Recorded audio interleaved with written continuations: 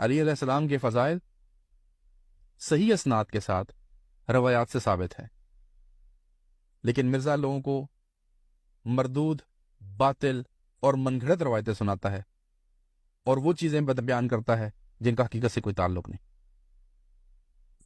سوال یہ پیدا ہوتا ہے کہ ہم کیوں ان روایات کو ڈسکس کر رہے ہیں؟ ہمیں یہ روایات ڈسکس اس لیے کرنی پڑ رہی ہیں کہ مرزا اور اس کے جو فالوورز ہیں انہوں نے ان روایات کی بنیاد کے اوپر صحابہ کرام میں تفریق کرنے کی کوشش کی ہے، جو کہ ایک فتنہ ہے۔ یہ وہ فتنہ ہے جو آج سے 1400 سال پہلے سیدنا عثمان علیہ السلام کے اخیر دور میں پیدا ہوا ان خارجیوں کی جانب سے، جنہوں نے سیدنا عثمان علیہ السلام جو کہ خلیفہ راشد ہیں، ذوالنورین ہیں، نبی علیہ الصلوۃ والسلام کے دوہرے داماد ہیں، جن سے فرشتے حیا کرتے تھے، وہ ایسی بڑی جید شخصیت تھی۔ ایک منافقین کے گروہ میں، خارجیوں کے گروہ نے ان کے خلاف بغاوت کی، ان کے گھر کا محاصرہ کیا اور ان کو شہید کر دیا۔ اس کے بعد امت تقسیم ہو گئی، دو گروہوں میں بٹ گئی۔ وہ تقسیم آج تک چلی آ رہی ہے۔ آج کے دور میں ایک وہ لوگ ہیں جو ان خارجیوں سے دلی محبت رکھتے ہیں اور ان کی بنیاد کے اوپر، ان کے نظریے کے اوپر سیدنا عثمان علیہ السلام کو طعن و تشنیع کا نشانہ بناتے ہیں اور ان کے ساتھیوں کو، یعنی اصحاب عثمان۔ ہمارے محدثین، صالحین، اکابرین، اہل سنت والجماعت نے ہمیشہ ہمیں نصیحت کی ہے کہ صحابہ کے آپس کے اختلافات پہ کف لسان کرو، یعنی اپنی زبان کو بند رکھو۔ کیوں؟ اس لیے کہ ہماری یہ اوقات نہیں، ہماری یہ جرت نہیں ہونی چاہیے، ہماری حیثیت نہیں کہ ہم ان جیسی شخصیات کے اوپر گفتگو کریں، ان کے اوپر اعتراض کریں کہ جن کے ایمان کی گواہی اللہ نے دی، جن کو نبی علیہ الصلوۃ والسلام کی صحبت ملی، جو نبی علیہ الصلوۃ والسلام کی شاگردی میں رہے۔ ان کے آپس کے اختلافات ان کے آپس میں ہی ہیں، ان سے ہمارا واسطہ نہیں۔ تو ہمارے محدثین، اکابرین، صالحین نے ہمیشہ ہمیں یہ نصیحت کی رکھی کہ ان کے معاملے میں زبان درازی مت کرو۔ لیکن مرزا جہلمی اور اس کے ماننے والے اور جو اس کا استاد ہے ساق جہالوی، اور پھر پیچھے چلے جائیں تو مودودی، یہ وہ دور حاضر کے فتنہ گر ہیں کہ جنہوں نے ایک پوری لاٹ تیار کی ہے نئے چھوکروں کی۔ آپ چھوکرے کہہ لیں ان کو، لونڈے کہہ لیں، لپاڑے کہہ لیں، ہیں تو سارے جاہل، جن کو نہ قرآن کا پتہ، نہ حدیث کا پتہ، نہ اصول حدیث کا پتہ، نہ صحابہ کی سمجھ، نہ ان کی قدر ان کو۔ تو ان کو اس نے جو پٹیاں پڑھائی ہیں ان روایات کو لے کے کہ جن روایات کا نہ سر ہے نہ پیر ہے، بیچ میں شیعہ راوی ہیں، مدلس راوی بیٹھے ہیں، مجروح راوی بیٹھے ہیں، تو ان کو صحیح صحیح کہتے کہتے اس نے یہ ساری کی ساری گولیاں کھلا دی۔ ہماری مجبوری بن گئی کہ ہم ان کا جواب دیتے ہیں۔ کیوں؟ اس لیے کہ ان مشاجرات میں پڑھنے سے منع کیا گیا تھا اور وہ اس سے باز نہیں آئے۔ تو دور حاضر میں سوشل میڈیا پہ، یوٹیوب کر لیں، فیس بک لے لیں، واٹس ایپ لے لیں، ہر جگہ صحابہ کرام کی خاص جماعت کو طعن و تشنیع کا نشانہ بنایا گیا۔ مجبوراً ہمیں ان روایات کے اوپر گفتگو کرنی پڑی، اور نہ صرف یہ کہ ہم نے ان روایات کے اندر موجود جو بھی مردود باتیں ہیں، غلط باتیں ہیں، غیر ثابت شدہ باتیں ہیں، گھٹیا قسم کی باتیں ہیں، ان گندے غلیظ گھٹیا رافضی شیعہ مدلس راویوں نے منشن کی ہیں، ہم اس کی وضاحت بھی کریں گے، لیکن ہم الزامی طور پہ بھی کچھ سامنے پیش کریں گے۔ الزامی طور سے پیش کرنے کا مطلب یہ ہے کہ ہم ان کو یہ بتانا چاہتے ہیں کہ جن اصولوں کی بنیاد کے اوپر وہ کھڑے ہو کے صحابہ کرام کی ایک جماعت کو طعن و تشنیع کا نشانہ بناتے ہیں اور ان پہ فتوے جھاڑتے ہیں، انہی اصولوں کی بنیاد کے اوپر یہ فتوے دوسری طرف بھی جاتے ہیں۔ تو یہ ان کو جگانے کے لیے ہے، ان کو ان کی آنکھیں کھولنے کے لیے ہے، یہ بتانے کے لیے ہے کہ اگر تم تیر ادھر کو پھینکو گے تو نیزے ادھر کو بھی جائیں گے۔ کیوں؟ اس لیے کہ یہ فتنے کا باعث بنے گا۔ تو جب آئندہ چلیں گے، جب ہم اپنے وائس کلپس آپ کے ساتھ شیئر کریں گے اور آپ کو بتائیں گے کہ دیکھیں کیسے کیسے جب ادھر سے اعتراض آتا ہے تو یہاں سے اس سے دگنا اعتراض جاتا ہے۔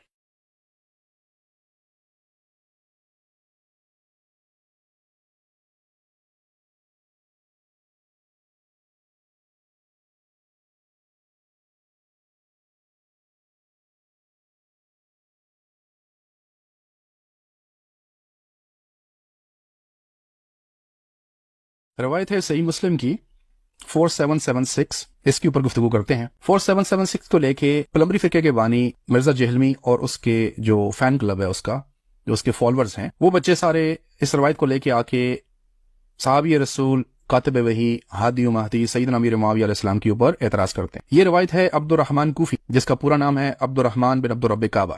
عبد الرحمن کوفی کی اس روایت میں یہ اعتراض کیا جاتا ہے کہ سیدنا امیر معاویہ علیہ السلام جو تھے، نعوذ باللہ، وہ ایسے کام کرتے تھے جو کہ میں ابھی آ کے بیان کروں۔ صحیح مسلم کی اس روایت میں جو 4776 ہے، اس میں عبد الرحمن کہتا ہے کہ اس کی ملاقات ہوئی سیدنا عبداللہ بن عمر بن عاص سے، جو کہ صحابی رسول ہیں. یہ سیدنا عمر بن عاص کے بیٹے ہیں. سیدنا عمر بن عاص کے بیٹے سیدنا عبداللہ بن عمر بن عاص نبی علیہ الصلوۃ والسلام کا ایک قول بیان کرتے ہیں جسے ہم مرفوع حدیث کہتے ہیں، جس میں نبی پاک علیہ السلام فتن کا بیان کرتے ہیں کہ نبی پاک علیہ السلام کے بعد عنقریب فتنہ آئے گا، اور اس میں جو مؤمنین ہوں گے ان کے لیے وعید ہے، ان کے لیے ایک وارننگ ہے کہ یہ بڑا مشکل وقت ہوگا ان کے لیے. اس کو بیان کرنے کے بعد سیدنا عبداللہ بن عمر بن عاص خلافت کی بیعت کی بات کرتے ہیں، اور یہ بیان کرتے ہیں کہ جب ایک خلیفہ کے اوپر اس کی بیعت کر لی جائے تو پھر جو اس بیعت سے اپنا ہاتھ کھینچ لے اس کے لیے بڑی سخت وعید ہے، اور حکم ہے کہ اس کی گردن مار دی جائے، جس کے اوپر مختلف چیزیں بیان کی جا سکتی ہیں جو ہم آگے چل کے مختلف اوقات میں بیان کریں گے. عبد الرحمن کوفی جب یہ حدیث سنتا ہے سیدنا عبداللہ بن عمر بن عاص سے، تو اس کے بعد کچھ باتیں وہ خود بیان کرتا ہے، جن کے اوپر گفتگو کرنے سے پہلے میں آپ کو تعارف کرا دوں کہ عبد الرحمن کوفی کون تھا.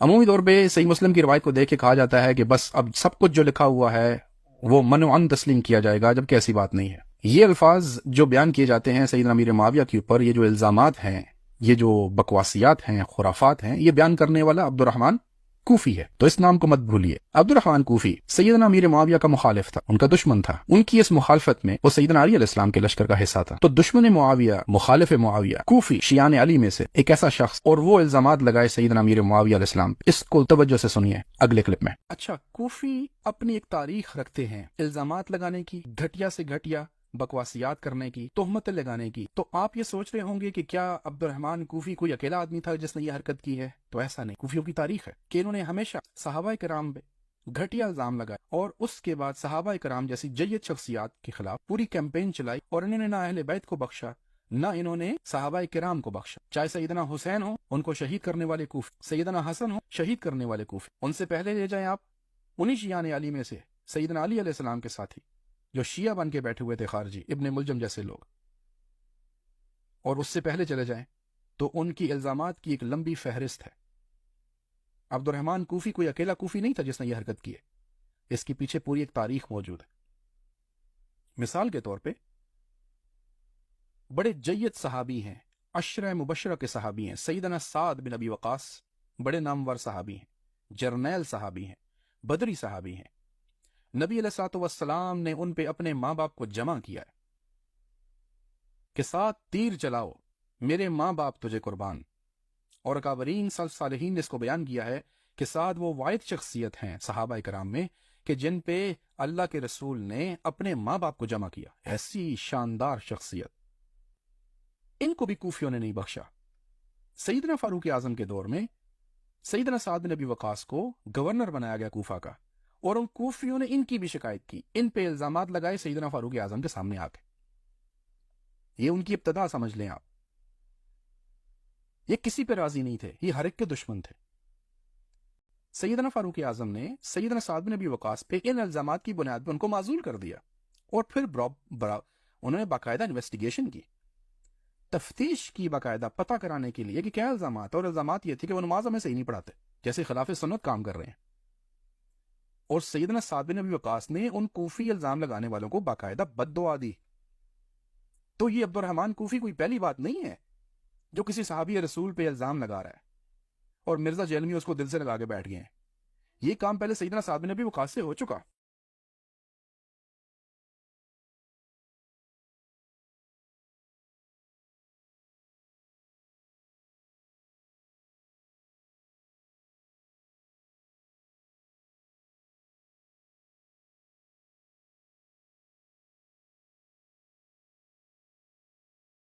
آگے چلیے تو انہی کوفیوں نے سیدنا عثمان علیہ السلام جو خلیفہ راشد ہیں، ان کے گورنر ولید بن عقبہ صحابی رسول ہیں علیہ السلام، ان کے اوپر بھی الزام لگایا.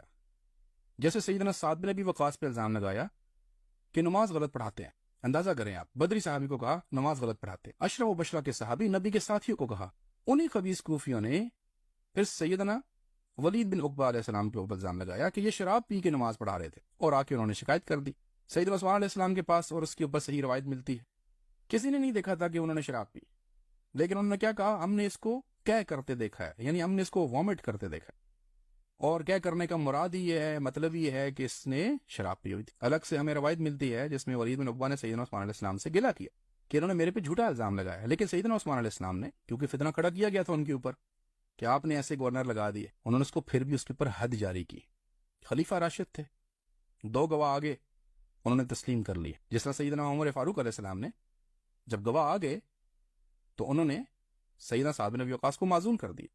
پھر اس کے بعد تفتیش کی، جا کے پتہ کرایا، کوفہ میں گئے وہ لوگ جن کو انہوں نے تفتیش کے لیے بھیجا کہ کیا سیدنا سعد بن ابی وقاص ایسے کرتے ہیں، تو کوفے میں جس سے مل رہے ہیں وہ ان کی تعریف کر رہا ہے۔ اسی طرح انہوں نے ولید بن عقبہ پہ الزام لگایا۔ تو کوفیوں کی ایک تاریخ ہے، یہ خبیث ہمیشہ ایسی ہی حرکتیں کرتے پائے گئے ہیں۔ انہوں نے سعد بن ابی وقاص علیہ السلام کو نہیں چھوڑا، ولید بن عقبہ علیہ السلام کو نہیں چھوڑا، اس کے بعد انہوں نے سیدنا علی کو بھی نہیں چھوڑا۔ آپ شیعہ کی کتب پڑھ لیں، سیدنا علی علیہ السلام فرماتے ہیں کہ میرا دل کرتا ہے، میری یہ خواہش ہے کہ کاش میں اپنے 10 یعنی اپنے شیعے 10 دے کے معاویہ کا ایک بندہ لے لوں کہ وہ ایسے وفادار لوگ ہیں، وہ ایسے شجاعت والے لوگ ہیں، اور یہ سارے بزدل بے وفا لوگ ہیں۔ تو کوفیوں کی ہسٹری ہمارے سامنے ہے۔ انہی کوفیوں میں سے یہ بندہ عبد الرحمن کوفی بھی ہے، اور اس نے سیدنا معاویہ پہ الزام لگا دیے، اور مرزا نے اس کو اٹھا کے ناچنا شروع کر دیا۔ اور جو مرزے کے فالوور ہیں وہ تو ظاہر مرزے کی ڈھول پہ چلتے ہیں، تو مرزا ڈھول بجاتا جاتا ہے اور یہ لوگ ناچتے ہیں، اس پہ رقص کرتے ہیں، اور کوئی یہ دیکھنے کی صلاحیت نہیں رکھتا، کسی کی آنکھیں یہ دیکھ نہیں پا رہی کہ یہ الزام لگانے والا کون ہے؟ عبد الرحمن کوفی۔ اب لوگ کہتے ہیں جی ثقہ تابعی ہے، تو ہم جاننا چاہتے ہیں کہ اس ثقہ تابعی نے اور کتنی روایات بیان کی ہیں سوائے اس کے، ٹھیک ہے؟ تو کسی کے الزامات سے یہ ثابت نہیں ہو جاتا کہ بھائی جرم کیا گیا ہے، نہیں ثابت ہو سکتا۔ کون سی عدالت میں صرف الزام لگانے سے ثابت ہو جاتا ہے کہ الزام ثابت ہے، اور وہ بھی لگانے والا ایسا ہو کہ جو خود بائسڈ آدمی ہے، مخالف ہے، دشمن ہے، اور کوفیوں کی ایک ہسٹری ہے، وہ شیعان علی میں سے ہے، ان کے ساتھیوں میں سے ہے، سیدنا علی کی طرف سے ہو کے جنگ کرنے والوں میں سے ہے۔ یہ تو ایسے ہی ہے کہ جیسے سیدنا معاویہ علیہ السلام کے لشکر میں سے کوئی ان کا فالوور اٹھ کے سیدنا علی پہ الزام لگا دے کہ آپ نے عثمان علیہ السلام کو شہید کیا، تو کیا کریں گے؟ تسلیم کر لیں گے کسی کے الزام لگانے کو کہ دیکھیں جی الزام لگ گیا اور ثابت ہو گیا؟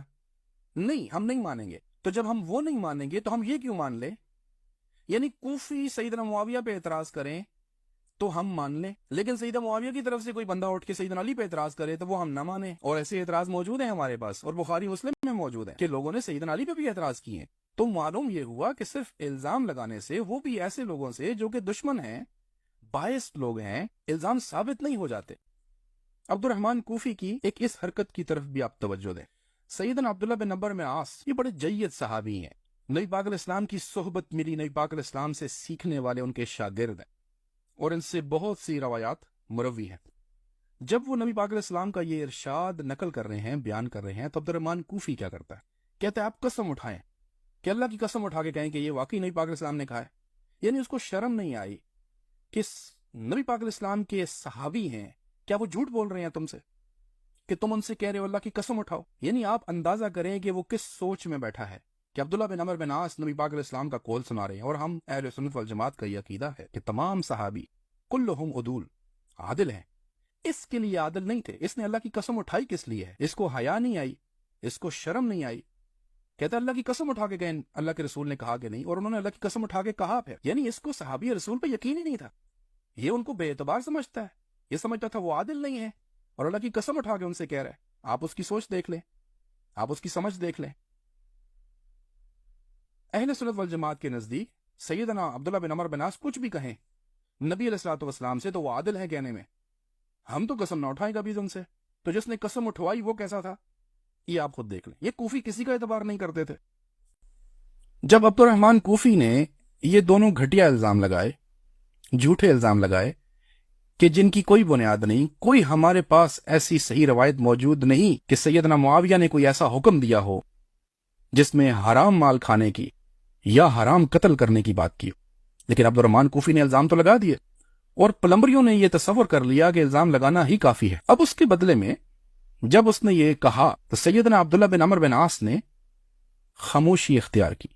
یہ روایت بتاتی ہے کہ وہ کچھ دیر کے لیے خاموش ہو گئے، توقف کیا انہوں نے، اور پھر انہوں نے کہا کہ اللہ کی اطاعت میں ان کی اطاعت کرو، اور اللہ کی نافرمانی میں ان کی اطاعت نہ کرو۔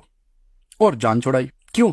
یہ سارے فتنہ باز تھے, فساد کرنے والے تھے. عبداللہ بن عمر بن عاص نے اس کو یہ نہیں کہا کہ تم ٹھیک کہتے ہو, مت ان کی بات مانا کرو, نہیں. انہوں نے اس کے سامنے صرف اصول بیان کر دیا. کیا؟ کہ اللہ کی اطاعت میں ان کی اطاعت کرو, اور اگر اللہ کی نافرمانی ہے تو اس میں ان کی اطاعت نہ کرو. اب ہمارے سامنے جو پلمبری ہیں, اسی طرح جو جہالوی شیعہ کے گروپ کے لوگ ہیں, وہ ہمارے سامنے یہ توجیہ پیش کرتے ہیں کہ سیدنا عبداللہ بن عمر بن عاص نے اس کا رد نہیں کیا. خاموشی اختیار کرنے کا مطلب یہ ہے کہ وہ اقرار کر رہے ہیں گویا کہ جیسے الزام درست ہیں. اب یہ بہت ہی خطرناک اصول ہے, یہ بہت ہی خطرناک بات کی انہوں نے, کہ سکوت کو انہوں نے یہ سمجھ لیا کہ اگر الزام لگانے والے کے سامنے سکوت اختیار کیا جائے گا تو پھر یہ اسبات ہے کہ جیسے کہ وہ اقرار کر رہے ہیں کہ ہاں یہ ہوا, ورنہ ان کو انکار کرنا چاہیے تھا کہ تم جھوٹ بول رہے ہو. اب یہ کیوں خطرناک ہے؟ آپ یہ دیکھیے, یہ خطرناک اس لیے ہے کہ ہمارے پاس ایسی مثالیں موجود ہیں کہ جب ایسے الزامات لگائے گئے ہیں اور آگے سے سکوت رہا ہے. کیسے؟ میں مثال دیتا ہوں آپ کو. ہمارے پاس صحیح روایت موجود ہے سیدنا عباس علیہ السلام کی.